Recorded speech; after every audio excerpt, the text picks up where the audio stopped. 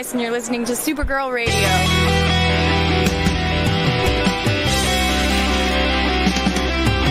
I think the CW are just trying to win the time slot war with Supergirl Radio. Supergirl Radio is going live every night of the week. How do you like it? Is becoming a human burrito a plus or a minus? I don't know. It does seem snug. I mean, they say you are what you eat. Oh no. Yeah. So I do a podcast called Supergirl Radio, and one of our segments is Lena Luthor Boardroom or Ballroom. Because really? She looks like a boss in this coat.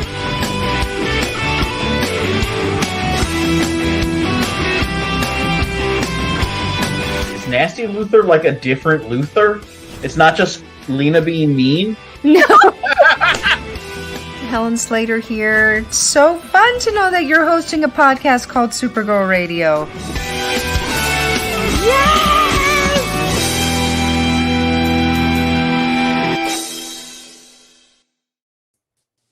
Welcome to Supergirl Radio of Tomorrow, your source for Tom King's comic run on Supergirl titled Supergirl Woman of Tomorrow. My name is Rebecca Johnson, and unfortunately my usual co-host Morgan Glennon is feeling a little under the weather this week, so please send her your well wishes for her to get better. She told me today that she is feeling a little bit better, but she definitely needs some rest. So I've invited some people to join me for this week's Supergirl Radio, and they may have to help me out because my microphone decided it just wasn't going to work tonight. So hopefully my iPhone will suffice and we can get this live stream going. So this is actually an experimental episode of Supergirl Radio because I'm actually controlling the live stream from my iPhone. So this is going to be the test StreamYard to see if this actually works. So we'll see how it goes. I'm also opening the floor to other Supergirl Radio listeners. If you read Supergirl Woman of Tomorrow #2 and wanted to discuss it, there is a video. There's a StreamYard link in the video description below this live stream that you can click on and you can join the live stream. And in case my iPhone charge goes dead, I might need listeners to to do the live stream for me. So this will be when Morgan isn't here, everything just falls apart. That's really what's happening. So we will see how this goes, but hopefully we'll last long enough to where we can discuss the issue and maybe bring in some other people if you all decide you want to join us. So definitely be patient. If you do want to hop on the live stream, be patient, and hopefully I'll be able to see you and bring you in. But definitely want to hear your thoughts. If you don't want to join the live stream, you can still put your thoughts in the live chat. So for this episode of the podcast, though, we are going to discuss and review Supergirl Woman of Tomorrow #2, which was written by Tom King, penciled and inked by Bilquis Evely, and colored by Mateus. That's how he told me to pronounce his name. Wanted to make sure that that was correct. Mateus Lopez. The description for this episode, or not this episode, this is a comic we're reviewing. The description for this issue reads, quote, "After the shocking conclusion of last issue, Supergirl and her new friend Ruth Eye find themselves stranded with no way to pursue Krem, the murderous king's agent. Each moment this fugitive roams free, the more beings become dangerously close to dying by his hand. There is no time to lose, so our heroes must now travel across the universe the old-fashioned way, by cosmic bus. Little do they know their journey will be a dark one filled with terrors that not even the Maid of Might is prepared to face. Can Kara Zor-El lie long enough to ensure their safe passage," unquote. So this is a very cosmic issue of Supergirl. We're in space the entire time. So Donna, I know this was an issue you read, and so I'm very curious to hear your thoughts. We usually like to keep this pretty simple, these comic reviews. So what were your thoughts on this story? And you can talk about any aspect of the story that you want to talk about, but what are your thoughts on it? I actually am liking this story. It's a different take of Supergirl, seeing her from a different perspective, I guess. She's to me, she seems a little battle weary. Maybe is it just by just some of the things that she's done or some of the way that she's reacting. But the story has definitely got me intrigued, and to see, I want to know, I know you and Morgan, who I get well wishes to, talked about it last week, I believe, when y'all talked about issue number 1 or whatever week that was, that, you wanted to know why she was that way, why she was drinking alone on her 21st birthday.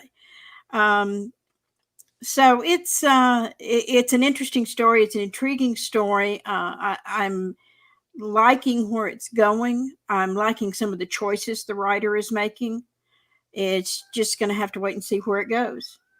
Yeah, I'm curious because some people had an issue. I guess it was a little startling in the first issue of Supergirl's characterization. She's drinking, she's cussing. So did you have any issues with that? I was just curious. I had no issues with that. I mean, look, with everything this girl's been through, if she can't cut loose every now and then with a cuss word or a drink, then she's more mentally empowered than I am. So you're more willing to kind of go with a different interpretation if the story calls for it. Oh, absolutely, absolutely. I'm a old school fan in that my first remembrance of Supergirl or Supergirl in the comics is coming to Earth as Superman's cousin in the pod, and he takes her to live with him in Smallville, and she becomes Linda Lee Danvers, the schoolgirl who ends up, working for the newspaper.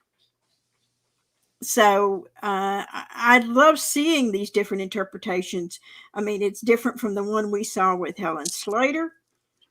It's different than what we've seen in other comics.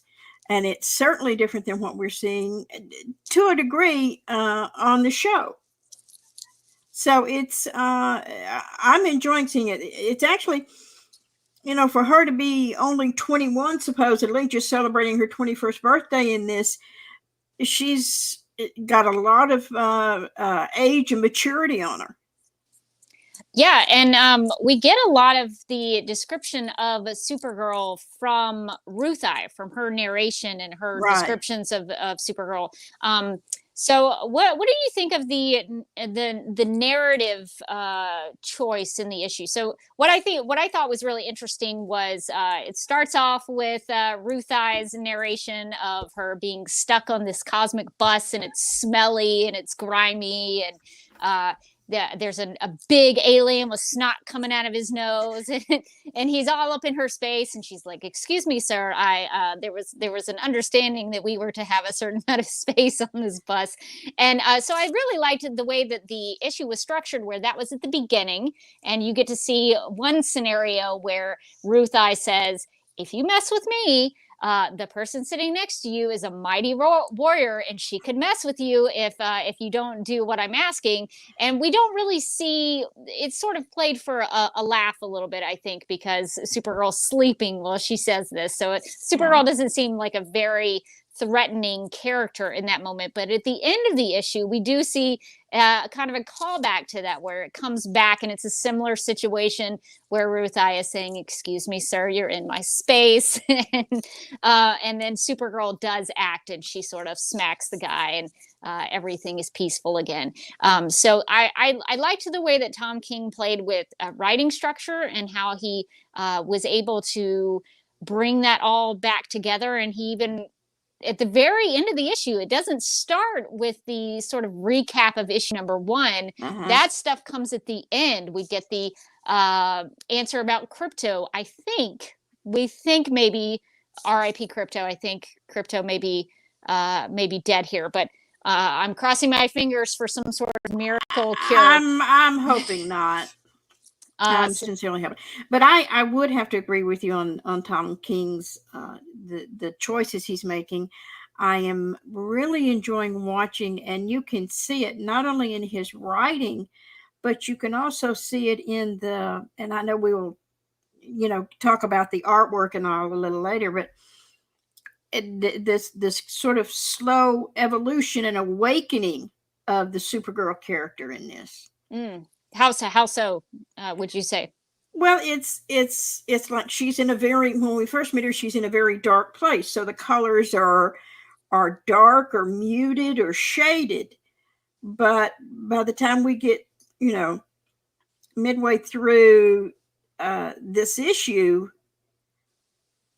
when Supergirl really wakes up and become literally and figuratively and becomes Supergirl. The colors get brighter, bolder, more dynamic, a little warmer too. There's lots and of a little warmer reds. too. Right, right. So it's an interesting evolution to watch, but he's doing it very carefully, very measuredly, and very slowly, and I'm loving that. Yeah, that's a really good point. At the beginning of the issue, especially on the bus, a lot of the the bus is blue, and I don't think we get really the bright colors until Supergirl transforms through red kryptonite in I think dissolvable lead is what it says.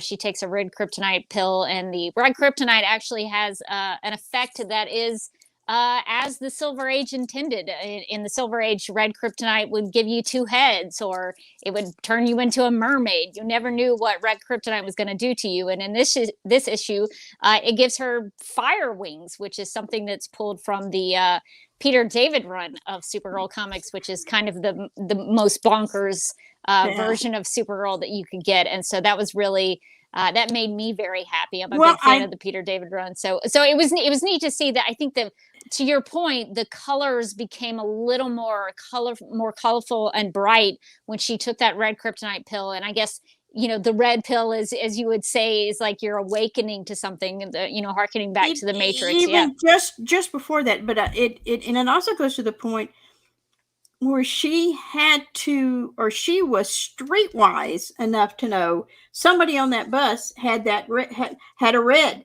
kryptonite. It was like, I need a fix to get the energy to be able to fight this thing. And I can't do it alone because we're not close enough to a yellow sun. Yeah, it was interesting because I guess it gives some insight into the culture of space in some ways that I guess maybe some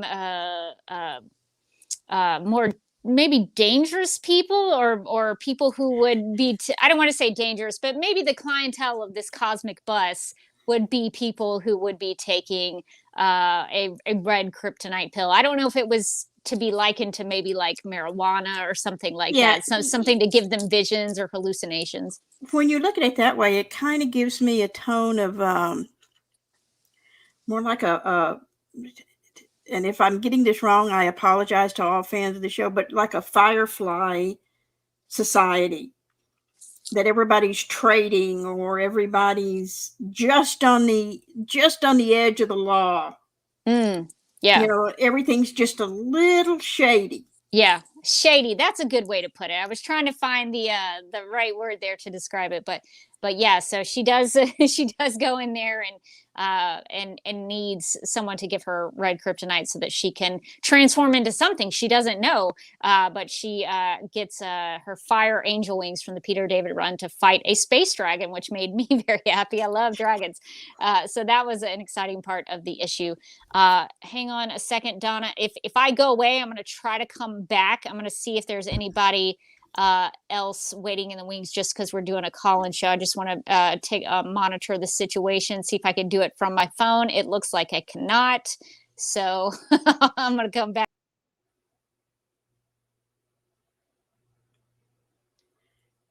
Okay, well, while Rebecca is trying to so doing this from my phone is not great. I will say that. Sorry. I'm trying to see, because I can see guests in there, but I cannot see I'm seeing people come in. Yeah, I'm seeing that there are some questions in the chat. Yeah, so let's get to the questions. And my apologies to everybody if you're trying to get into the live chat. And I know we wanted to do a call-in show, and this is on me because my microphone messed up. But let's see. Let's get into some questions. I believe that I can pull these up from my phone. So it looks like Claudia says, I haven't read the comic, but I have seen a clip on Twitter of someone washing their hands. What was that about, or what did it mean? Just curious. So Donna, what were your thoughts about the hand washing scene that goes on between Supergirl and Ruth-Eye? I actually really liked that scene. I think it was,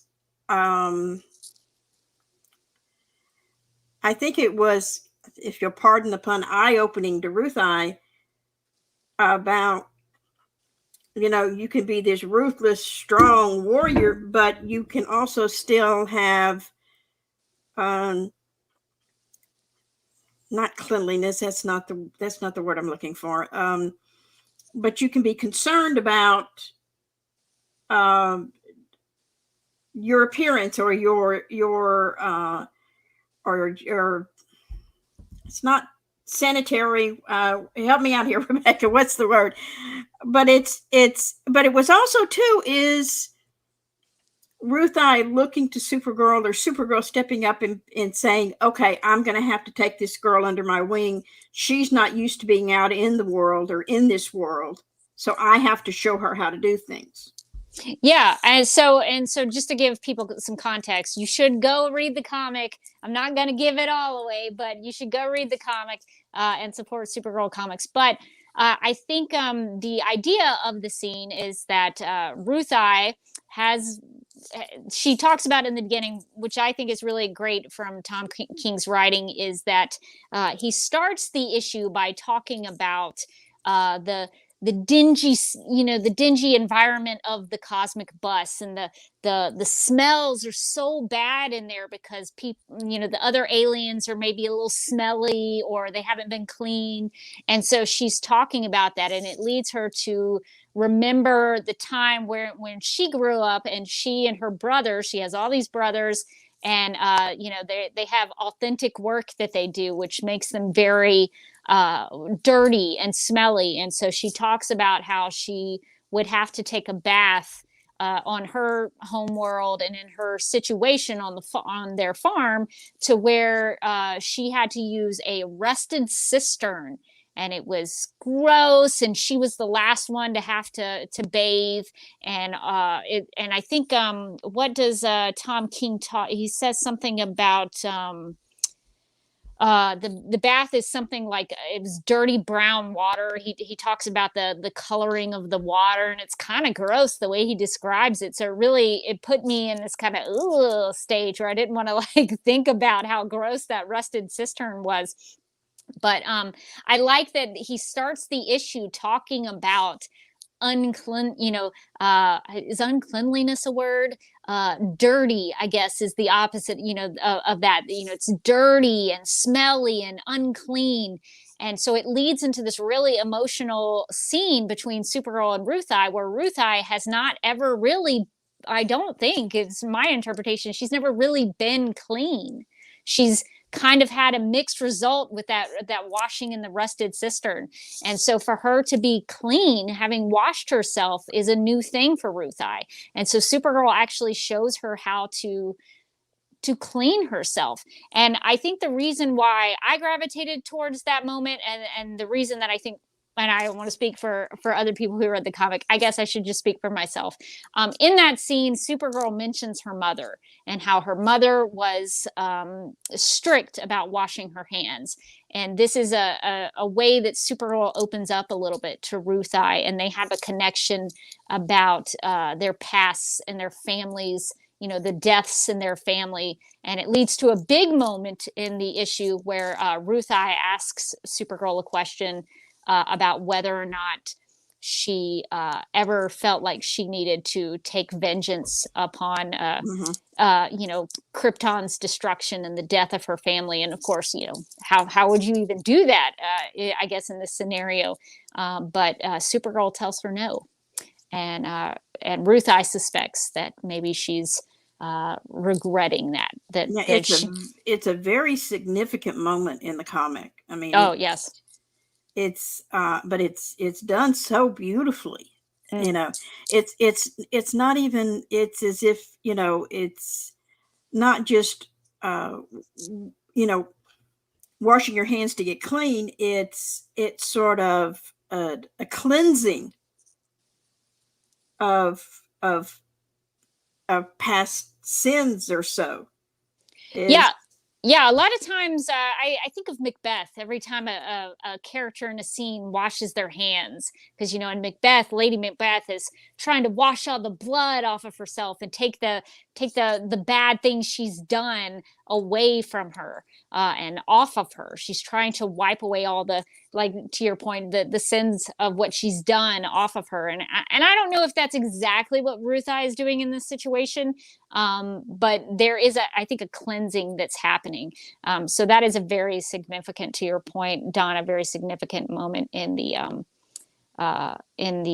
comic. And Paula makes a good point. She says Ruth I describes that moment as, quote, of essential importance in understanding what came after, unquote. So that's a beautiful way to put it. So I think the writing was good there. And I think we should mention the art as well.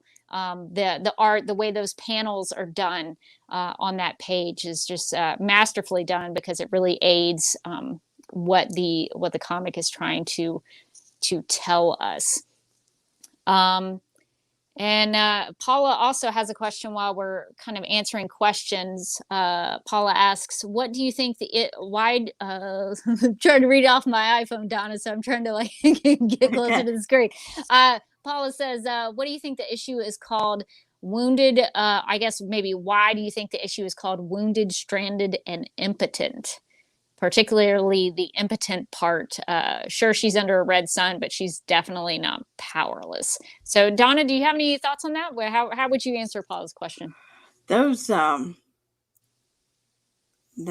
good question. I'm not really sure. I do think the impotent, though, is the fact that she realizes she may not be powerless, but she doesn't have the power she needs to protect everyone. So that's why she has to turn to the drugs. Stranded, she's stranded. Krim stole her spaceship. Oh, yeah. So she's stranded, and she's having to go, and she was wounded. She was shot with 5 arrows or something? Yeah, she was really banged up there. So, I mean, there's that aspect of it is to what, I think she's still weak, but being the impotent part, I think is that she's not totally powerless, but she's not powerful enough, or not full strength. Let's put it that way. Yeah, one of my favorite aspects of this issue was kind of towards the end, where Tom King goes back to the time period of issue number 1 and gives us a little more of what came after that cliffhanger that we saw at the end of issue number 1. He sort of fills us in on what came after that, and there's panels of Supergirl, really struggling, and Ruth I tells us that not only did Supergirl pick herself up to take herself to get medical treatment, but that she picked up Crypto, that she picked up Ruth I. And that was one of those things that made me really love the character of Supergirl, that she took on all of this weaponry that went into her. Like, she was damaged, and she still managed to save people and try to get people out of that situation. And that was pretty awesome to me. Well, Paula just made a good point. She says she just realized it might be related to Crypto, that she's powerless there to help him. Oh, yeah. Yeah, because she couldn't, because Tom King explains in the writing that the reason that Crypto is so badly damaged to the point of possibly dying and nothing being able to save him is because the kind of arrow, the tip of it, I think, had poison on it. So there was nothing that they could do, because they would have had to have the similar amount of poison, I guess, to make some sort of antidote to save him. So I think that's a good point. And yeah, Mark makes the same point. And my apologies to Mark. Mark was trying to get in, and we were having some audio issues, and I'm having technical issues. So maybe a little bit later, when Donna and I kind of wrap up some of our thoughts, so we'll try to bring some people in. And maybe, Donna, if you don't mind, after we kind of talk, I might leave you to kind of hang in here and answer some questions. And I might go behind the scenes to see if I can bring some other people in. I might do some switching back in because I can't seem to do it on my iPhone. We'll figure it out. I'll do some more testing with this. But yeah, so we'll try to get you in, Mark. So if you'll just hang tight with us. So And we're I- there. And, Sorry. and I agree with Mark. He comments about the splash pages with the dragon. That was just some stunning artwork. That was frameable artwork. Yeah, I want that poster size. I want Oh. to blow that up and frame it. There's even a I don't think did I make a I might have made an overlay that I think I can pull up. This I think was my favorite image in the book. Got my Jesus pose there. I fire, know. Yeah, I know. Absolutely. yeah, the fire angel wings, and just the big, really heroic Supergirl page there. So But when you juxtapose that on where she's standing, or with the way the dragon curls underneath her. yeah. So the art, I think the combination of Bilquis and Mateus they're really shining in this series, because they complement each other so well, and it just goes so well with the writing and what's happening. So I've just been really pleased with the art and how it's been telling the story. And I can't remember who said it. Maybe it was Morgan Glennon who said that this was art that really the character of Supergirl deserved. And if I'm quoting you and you're like, that's what I said, I don't think I said it. I think somebody wiser than me said it, which is probably Morgan. I'm gonna just associate it with Morgan Glennon. But I think that's true. Is that this is artwork that the character of Supergirl really deserves, and so I've been really pleased with it. Well, to that panel and a few others before it, but that panel in particular is sort of me it's like I mentioned how Supergirl had kind of been subdued and beat down and was just really coming back to life. But I think it also has to do with the fact that she was on a red planet, and now we're moving towards a planet with a yellow sun. Right. So she's becoming more like herself. Yeah. I think that's a good way to take a character from one point and kind of show a transition and show growth in their character. Paula also says the final image of the issue also kind of has a halo around Supergirl, and it may be because it's all from Ruth Eye's perspective, and she's just in awe. I think that's a good thing to point out. One of the things I wanted to talk about, Donna, is so I think I normally would be frustrated that a lot of the issue seems to be from Ruth Eye's perspective, but it didn't bother me in this issue. And I was trying to think of why. Why didn't it bother me this time around as much? And I think it sort of boils down to the fact that Ruth Eye has such an admiration and a respect for Supergirl, and she's talking about how Supergirl is so awesome and the things that she's doing is awesome, and she speaks so highly of Supergirl. And I think for me, it's just kind of nice to read a story, to hear a character talk about Supergirl with such kind of love and respect for her, and it's not just words. You get to see that paired with Supergirl doing these awesome things and being awesome. And so I think in some way Ruth Eye is a little bit me in these stories, and so I think that's why it doesn't bother me as much. We're not getting as much of Supergirl's perspective. We get a little bit of it there with the hand washing scene, but it doesn't bother me as much as I thought it would. I don't think it bothers me either. It just it's nice. I mean, and if you kind of contrast that to the TV show, Supergirl is your narrator. Supergirl is telling her story. But this is how someone else sees her, and maybe doesn't see her as perfect, or doesn't put the pressure on herself to be as perfect as everyone else expects her to be. Right. but she still ends up saving the day and doing the right thing, even at the cost of, I don't know what this red thing is going to do to me, but well, she didn't know. She thought it was going to change her hair. She didn't know, but she did it because she had to save this whole group of people that were certainly going to die because of this space dragon. So I think that's what is comforting to me, is that we're hearing how awesome Supergirl is, but then we're also seeing her get to be awesome, and I think that's what's okay with me.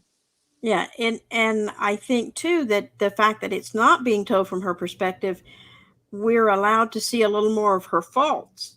Oh, that's an interesting thought. That's very true. Yeah, we're getting to see it's not Supergirl's like, look at me, I'm so awesome, because I think that would be a little off-putting if it was vice versa, like, hey, look at me, I'm awesome, I fought a space dragon. But we're actually getting to hear someone who has spent time with Supergirl in this dingy cosmic bus, and and has been through something really horrifying with her, facing down the murder of her father and the attack with Crypto. So Ruth-Eye and Supergirl have been through some things already in just 2 issues, and so I think Ruth-Eye is a really good perspective on Supergirl at this point. And before we continue, I think I'm going to try again to see if I can bring some other people in. If we have some other people, let's see. I'm trying to navigate how to get around this on the iPhone side. Okay, so it does look like I can do it. Yay, I figured out how to do this on the iPhone. This is actually good. This means I could maybe do this from a remote location. So I see Mark and I see new Rachel. So I'm going to try to bring in Mark first. We'll see if we can get your audio working right. Hopefully you'll have better audio situations than I do. So we'll bring Mark in and see if we can chat with Mark about Supergirl Woman of Tomorrow. Mark, can you hear me? Yes, I can. Oh, we can hear Mark. Am I good? Yes, you're good. You're good. So Mark, we've been talking, Donna and I've been kind of sharing our thoughts about Supergirl Woman of Tomorrow #2. But I'm curious, what are your thoughts? I know you've been reading the series, and what did you? I guess we should talk about the story. What did you think about the story and the way Tom King has been telling the story? Oh, I like it very much. I think the narration heavy version, I mean, the way he's telling it with all the narration kind of reminds me of, when I was in my teens or whatever in the 80s, and Alan Moore and Sandman and a lot of those books that use this narration heavy epic storytelling, so in that way it reminds me a lot of that style. But from here, where they've set this story up, other than me really wanting there to be some time travel shenanigans at the end of the story. Oh, why? How so? Why would you want to see some time travel? Why do you think it's necessary for the story? Because I don't want Crypto to stay dead. I haven't given up hope on Crypto. I haven't either. All right. Yeah. Whatever gets us to a live Crypto at the end of this story is what I want us to get to. I mean, it's a little sad right now. I mean, we're kind of in the low points. I don't know. It's maybe best that Morgan didn't join for this issue. She might have had some choice words for Tom King about Crypto possibly dying. Exactly. But I'm still hoping, because they mentioned the bit about having the same. It was something about the poison. Hunting poison was on the tips of the arrow that only affected animals. But I think he does say something in there about there's a way to save him. So I don't know if maybe they'll get that way to save him by the end of the series. Yeah, but then there's a line that says that she stayed with him and then the animal was lost or something like that. So the animal was lost. Does that mean he died? Maybe he just wandered off. I don't know. Look, and look, if they gave him some sort of antidote and he needed to recover, she had taken him and put him on the ship. So she was on the ship that got stolen. So the animal could be lost that way. Mm-hmm. I don't know. Could be. We'll have to see. I think we're all just maybe making up excuses for how crypto can stay alive. I don't know. Maybe we're all in denial. But I'm wait and see mode with crypto. Some of the way it was written gave me a little bit of hope, and maybe also I'm clinging to Tom King's love of his own dog. I'm with you, Rebecca. Yeah, I'm with exactly. you. So I'm hoping he doesn't go there, but we'll have to see, I guess, by the end of the series if crypto is indeed lost. Exactly. I mean, does any of us think that Alfred is going to stay dead? So I believe he's dead at the moment over in the Batman books. So, well, we'll have to see what happens by the end of the run of the issues have ended. But so Mark, what were your thoughts on the art? I know we sort of talked about how beautiful the art is, but did you have any favorite panels or pages that you wanted to talk about? oh gosh, those splash panels that I mentioned in the chat. That one.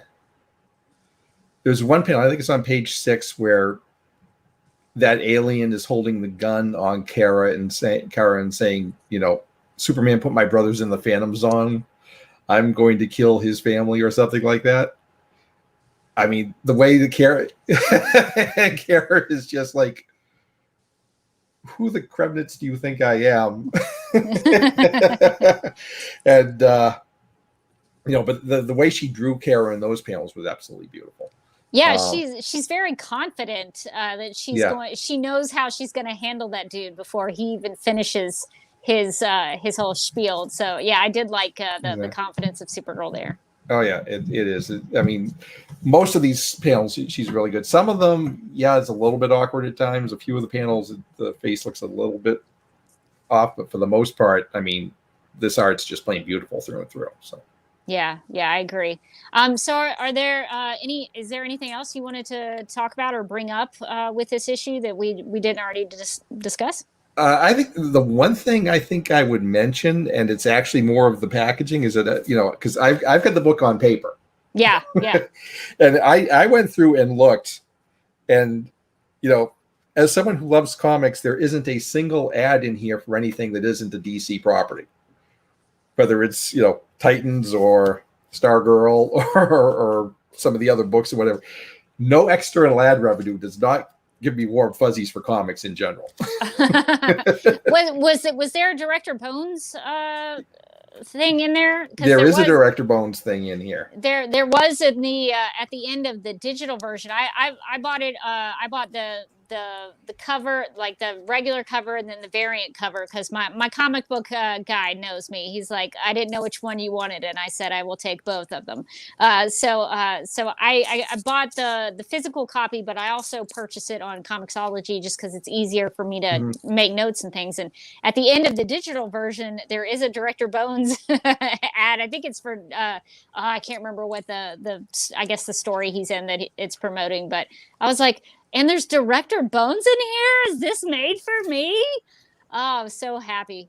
Oh, yes, a little Director Bones there. What is it, advertising? I can't remember. It's some of the Infinite Frontier stuff, I believe. Yes, okay, yeah.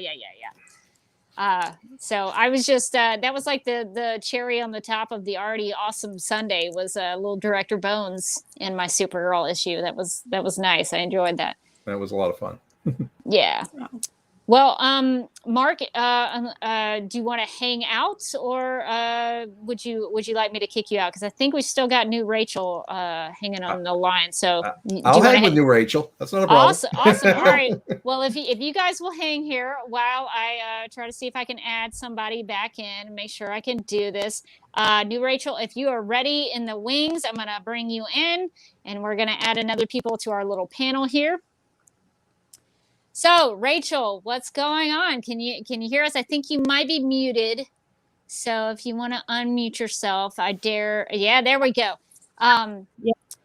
So, Rachel, what did you think about Supergirl Woman of Tomorrow #2?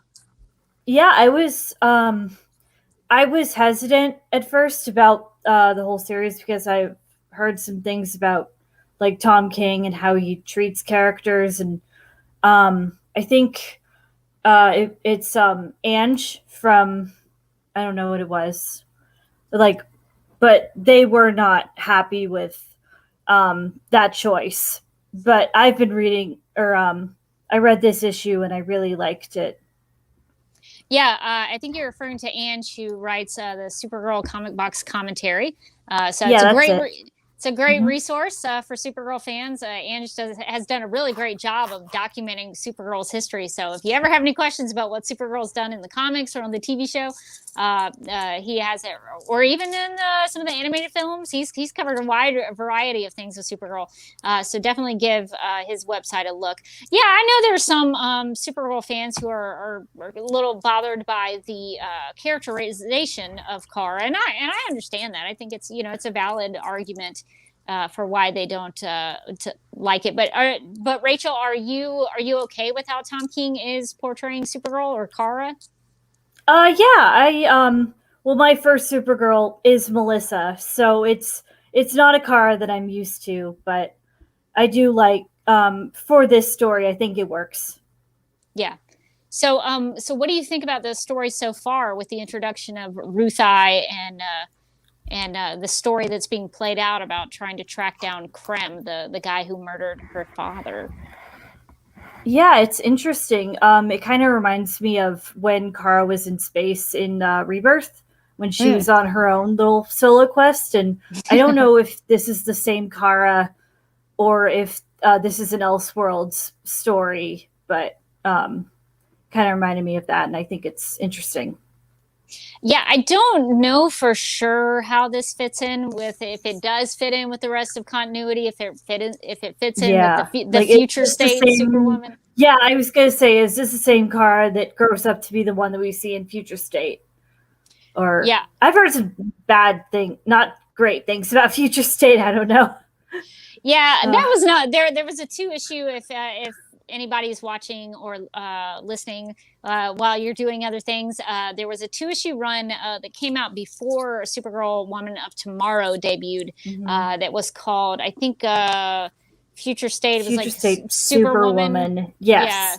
Yeah. So that was supposed to be Supergirl in the future, sort of documenting Supergirl in her later years. And we see it was not my favorite. Yeah. And she wears that costume. I've seen some of the pictures for the I don't know which is it, Futures or Action Comics House of L. And she wears the Future State costume in that, but I think I'm not sure how that fits in either. I think I've seen those as well. I need to read those issues, but it does. Yeah, have I haven't read similar them either, costume. but I've seen. Yeah. Yeah, I agree. So I don't know if this is leading up to the future state stuff. I don't know. I think I tried to ask Tom King that question, but he was a little standoffish. Like, maybe he doesn't even know himself. I don't know if he's not allowed to answer that. I'm not sure, but right now I'm just reading it as its own standalone story, so I don't know where it sort of fits in. But so did you have any thoughts specifically about issue 2, Rachel? Yeah, I really liked how Kara was portrayed.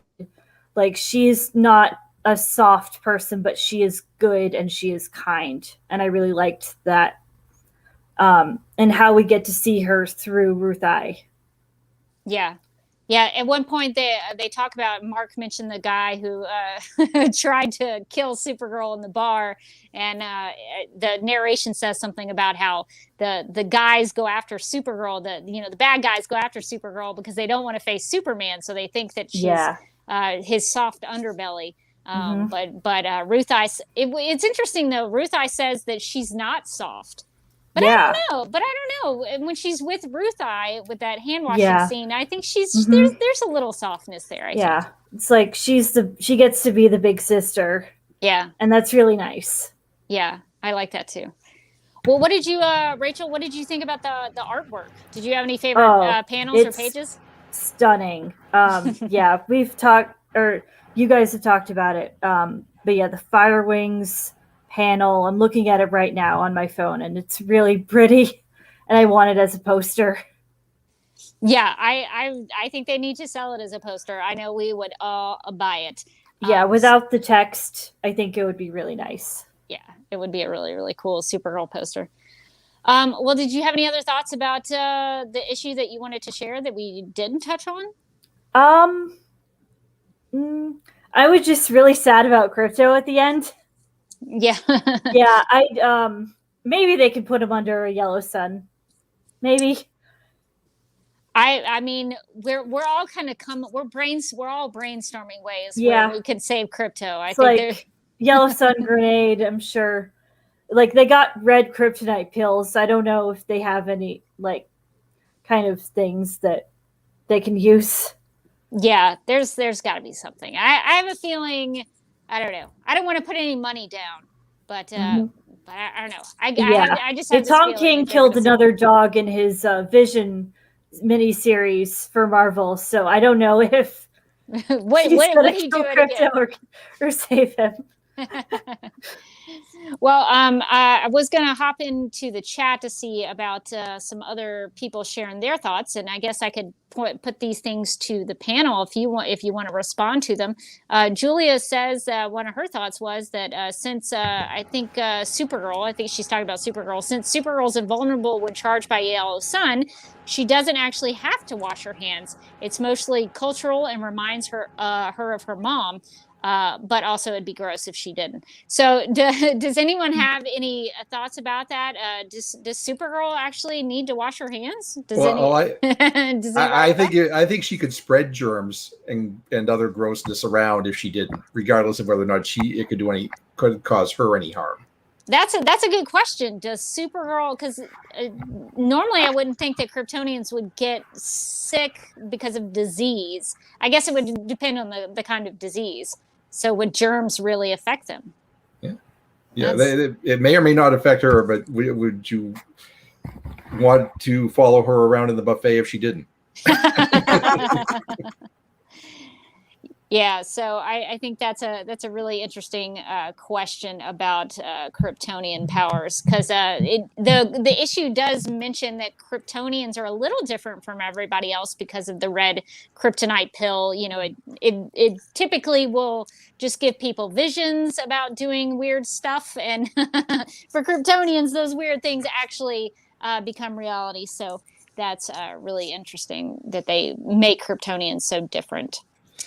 I'd like to jump back to one thing that you spoke about with Rachel when you talked about the moment with the hand washing, and you referred to that as softness. And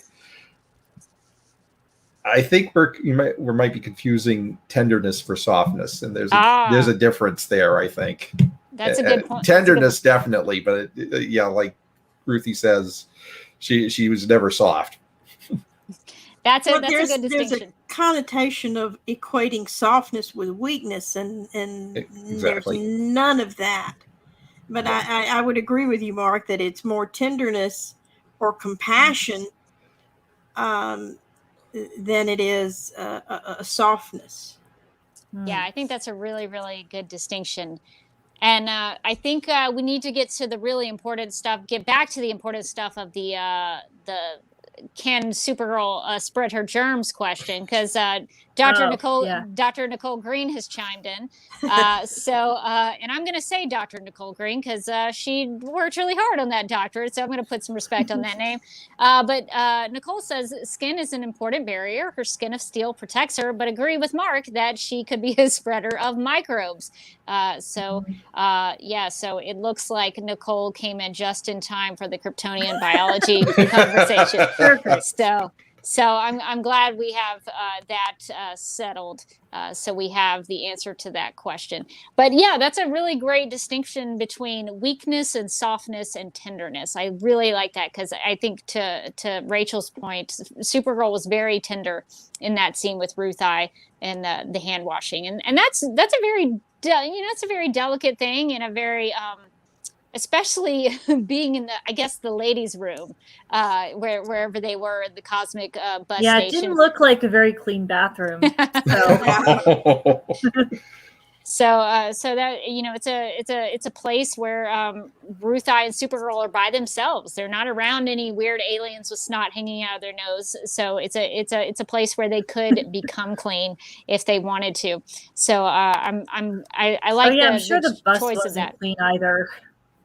Oh no, there's all kinds of very stuff. clean either. So Yeah, there's all kinds of things going on in the bus. And one of the things I did want to talk about is sort of tease this on the Instagram, the Supergirl Radio Instagram, but there's all kinds of people on the bus. And I don't know if y'all had any thoughts about the different characters who appear on the bus. But one of the characters I loved was a little character on the bottom of the screen. I don't have my issue pulled up, so I'll have to sign back in to look at what page that is. But there's a character who has like a face mask on and the headphones on and the neck pillow. And I was just really impressed with that character because it looks like he or she, I'm just assuming it's a he, but it could be a she. We don't know.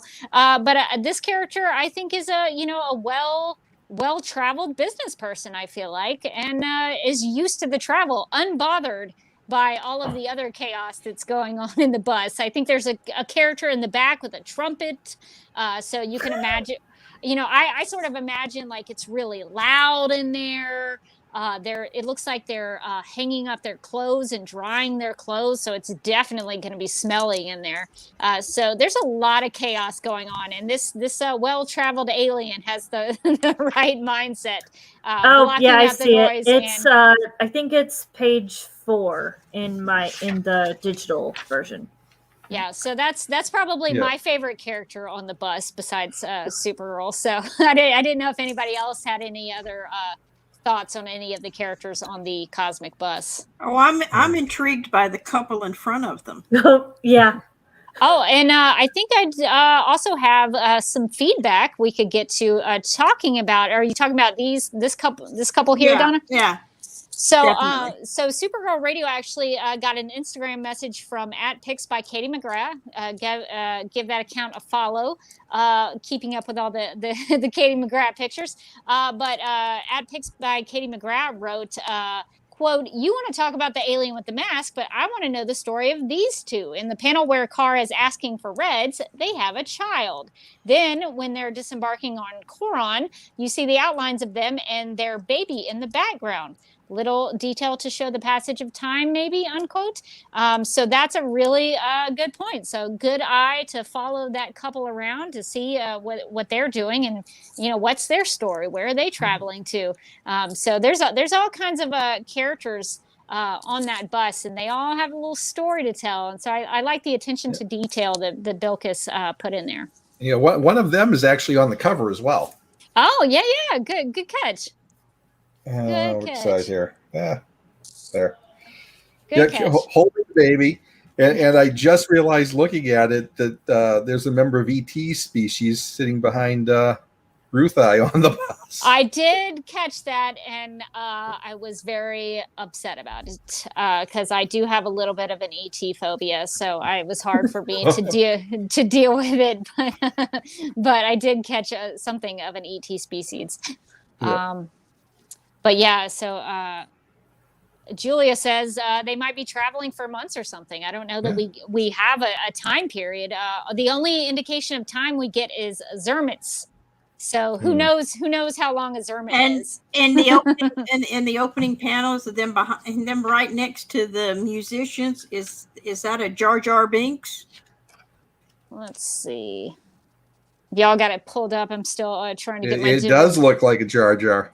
It does look like Jar Jar. Yeah, I'd show it. I don't know if it would show up very well though in the. Yeah, sometimes they sneak some aliens in. We found a cyborg Alf one time in Rebirth. Can you see it there? Yes. Yeah. Let's see. I'm trying to get there myself. But yeah, so there you keep your eye on those little characters because you never know what they're going to sneak in to some of those pages. It's this one, right? I can't see where I'm pointing, but it's right behind the head of the big guy next to him. Yeah, in between them.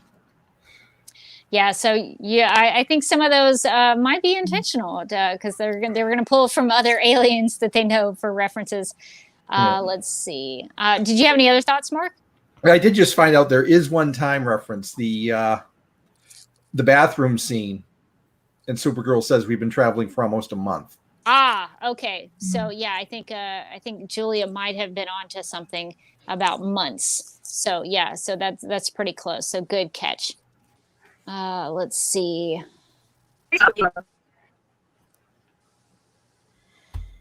I'm sorry, was that Donna? No. Oh, did someone say something? Are my earbuds playing tricks on me? Well, in that case, does anyone have any other thoughts that they want to share? Any other favorite pages or panels before we wrap up? No, I'm just going to go on the record that I want that poster too. That would be a beautiful poster. I think we should try to make that happen. Nicole does have some thoughts about the alien music instrumentation. So yeah, I would be curious. It looks like a trumpet to me in the bus, but not sure what that sounds like. Is an alien trumpet different from a human trumpet? I don't know. That would be something that I would be interested in. Claudia says something about a mutant Eeyore, so there might have been a nod to Eeyore in the in any of the panels. So I'm trying to go through and see if I missed any comments while we're here.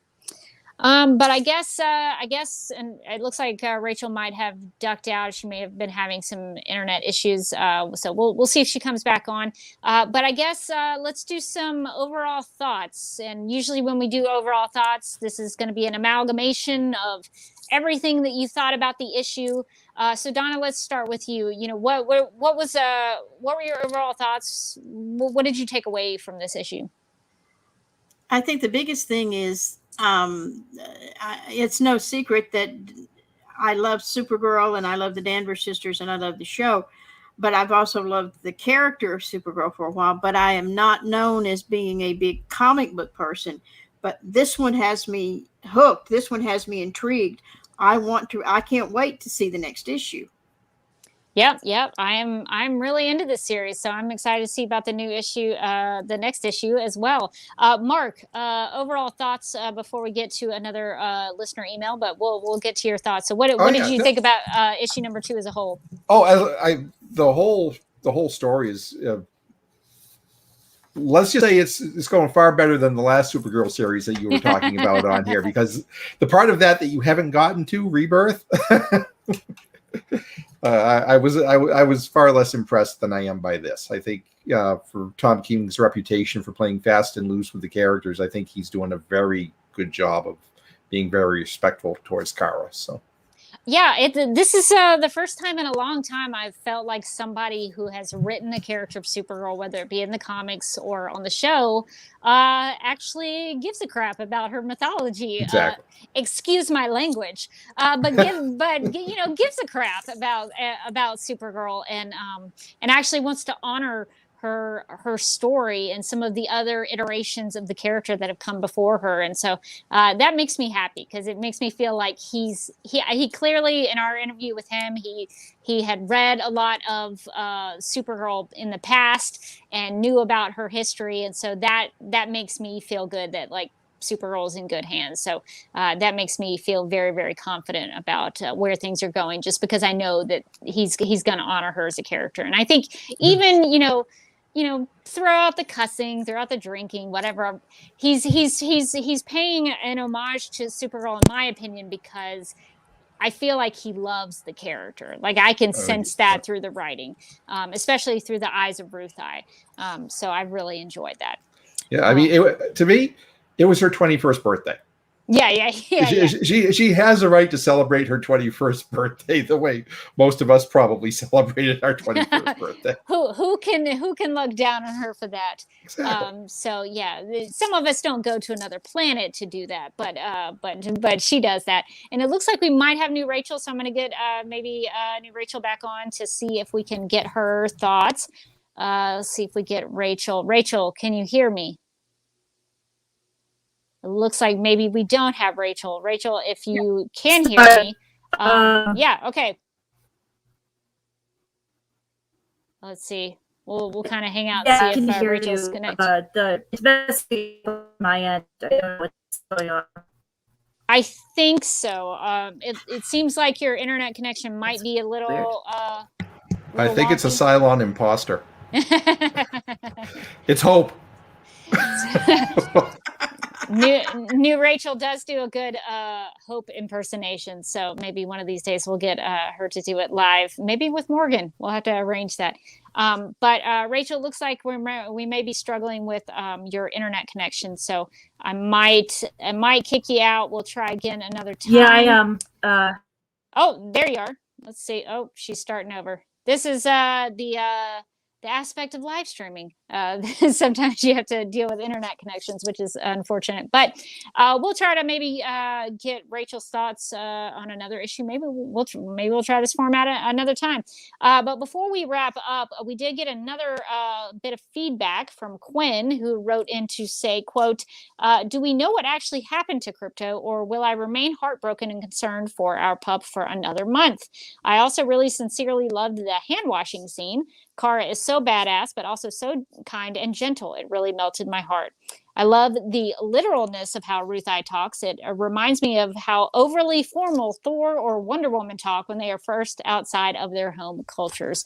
And Quinn also says, "Feel better, Morgan." So I think we all want Morgan to feel better so that we can get her thoughts and get her back on the streams in the future before she goes off and gets married and has a honeymoon. We hope she comes back. And since Morgan couldn't be here, obviously that meant no Beaker sighting. So my Callie decided to stand in over my shoulder back here. Well, I'm glad we have cat representation on the live stream. I feel good about that. So I don't have a cat because I have a severe cat allergy reaction, but I'm glad we could have a cat even if we don't get our usual Beaker and sometimes Bunsen appearance. We do have cats on the live stream. So that's really what the people want when they come to Supergirl Radio live streams. They just want to see the cats. I'm okay with that. I actually have one down here on the floor, but she has not deigned to come up and say hi. So many cats. I almost feel left out. But yeah, so Quinn, I hope, according to your email, I hope Crypto's okay. We'll see what happens, but hopefully we won't be too heartbroken. But it is sad that Crypto might be lost. So we'll see what happens. Okay, well, let's see. Let me hit the live chat before we get out of here. Let's see. Claudia wants to chime in about the 21 celebration. Claudia says, when I turned 21, I thought it was a great idea to chug a frozen margarita. Yup, I got a brain freeze really bad. Apparently, I was not a very bright new drinker. Yeah, take it easy on yourself. Go nice and easy with those things. Don't go crazy is my recommendation. So that's what I try to apply to my life is just don't go crazy. So that's a good life philosophy for me. Well, I think that's going to do it for our thoughts on Supergirl Woman of Tomorrow #2. Thank you to my guests who joined me on the live stream. Thank you for putting up with my technical issues that I had. I don't know what happened. I tried to plug it in as I normally do, and my microphone was just like, nope, not today. So we tried to find an alternative. So hopefully it's been okay. But thank you to Donna and Mark and you, Rachel, for hopping on the live stream with me and being people I can bounce off the comic to. So thank you for being with me for this episode of Supergirl Radio. If you've already picked up this issue, make sure to give it a rating in Comixology or your DC Comics app. And if you haven't bought it yet, Supergirl Woman of Tomorrow #2 is available in the DC Comics app, the Comixology app, as well as Comixology.com, Google Play, the Nook Store, Amazon, and at ReadDCEntertainment.com. And I'm going to try to see if I can pull up my video clips on the phone here. So I think we need to get to some DC TV plugs, which are going to feature new Rachel. So we'll get to some plugs and be right back. If you would like to contact Supergirl Radio, you can post a comment on our website at supergirlradio.com. You can email us at supergirlradio@gmail.com. If you'd like to leave us a voicemail, you can call us at 678-718-7252. You can like us on Facebook Facebook and follow us on Twitter and Instagram, all at Supergirl Radio. You can listen to us on Apple Podcasts, Stitcher, iHeartRadio, Google Podcasts, Radio Public, Podchaser, and Spotify, where we also have a Spotify playlist that includes music featured on and inspired by the CW's Supergirl TV series. We are listed on DC's fan page, which you can find at dccomics.com/DC-fans. If you like what we do, we encourage you to give us a rating and write us a review on Apple Podcasts. If you enjoy our Supergirl Radio live streams, make sure to subscribe to the DC TV Podcast YouTube channel and hit that notification bell to get notified when we go live and wired. DC TV Podcast also has a TeePublic store, so if you're in need of new DC TV related t-shirts, tank tops, sweatshirts, onesies, mugs, notebooks, pillows, or stickers, go to supergirlradio.com and click on the TeePublic store link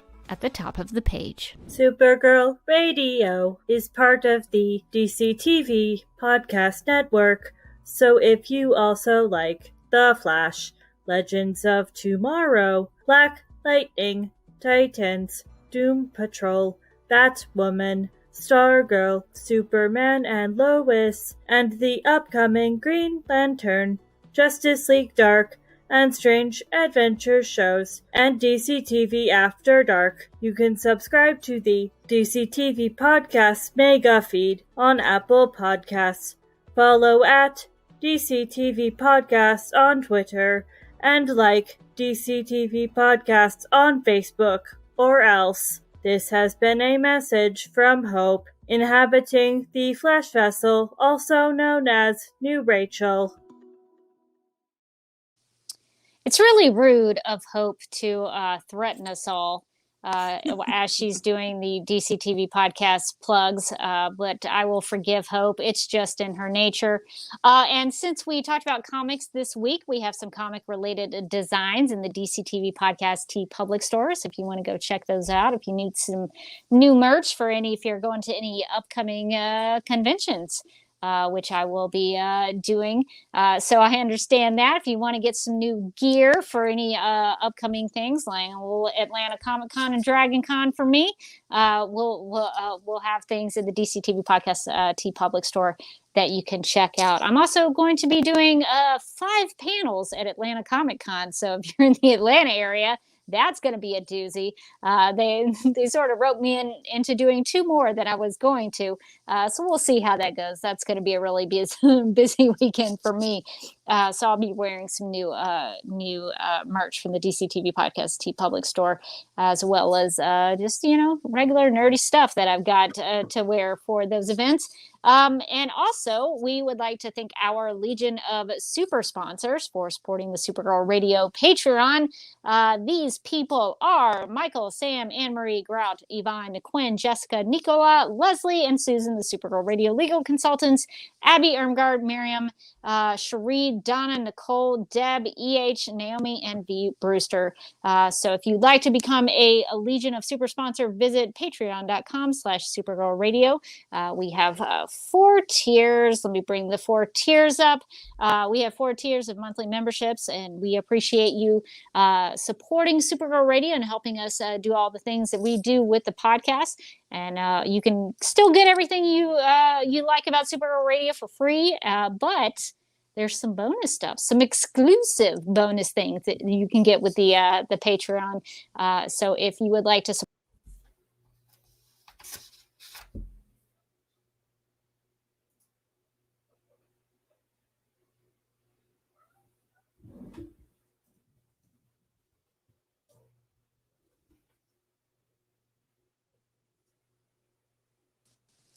So I had a little issue myself.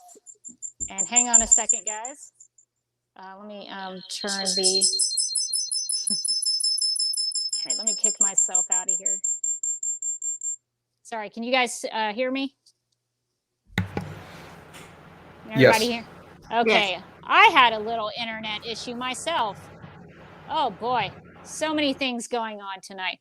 Okay, well, thank you to everybody who supports the Supergirl Radio Patreon account. We appreciate your support. And as a reminder, we are still doing our flat Supergirl photography contest. To enter, you can download and print the flat Supergirl image, which you can find in the video description of this live stream. You can find it in the show notes of the audio podcast or at the right side of supergirlradio.com. You just download the image, cut flat Supergirl out, attach her with tape or glue, and put her on a popsicle stick or a pen or a pencil, and just take a fun, creative picture with flat Supergirl. You can take her somewhere. You can do little, chores around the house. This can be a selfie, but it doesn't have to be. Just play around with flat Supergirl and see what kinds of pictures you can come up with. But make sure to post the picture, as many as you'd like, to Twitter, Instagram, or Facebook, and tag at Supergirl Radio, and use the hashtag Supergirl Adventures. And you can do that until the end of the show, which is still to be determined. But we're running a contest, and we're going to be picking our favorite picture that is submitted, and we'll send you a cool prize. So I guess that leads to my personal plugs. Let's see if I can get the banners to show up for this on my phone. You can follow me on Instagram at The Derby Kid. I am also on YouTube with a personal YouTube channel that I have, youtube.com/duckmilkprod. I'm doing some analysis of Batman v Superman Dawn of Justice reviews that were listed on Rotten Tomatoes. So if you're interested in that, definitely check me out over there. I'm doing those Sundays at 4 p.m. Eastern, live streams like this one, but hopefully I'll have better audio and a better setup on Sunday. But you can check that out if you're interested in that. I'm also a contributor to the Justice League Universe podcast, so if you want to listen to that, you can do that as well. And I think that's going to do it for this episode of Supergirl Radio. I really appreciate everybody's patience and hanging out with me while Morgan is out this week. But until next time, I'm still Rebecca Johnson, and we hope that you will go out and check out Supergirl Woman of Tomorrow and support Supergirl Comics.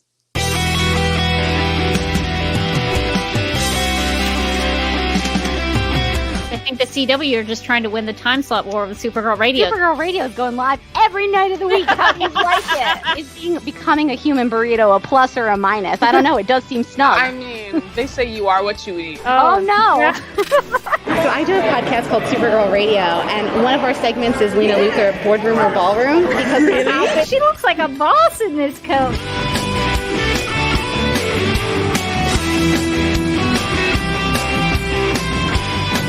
Nasty Luthor like a different Luthor?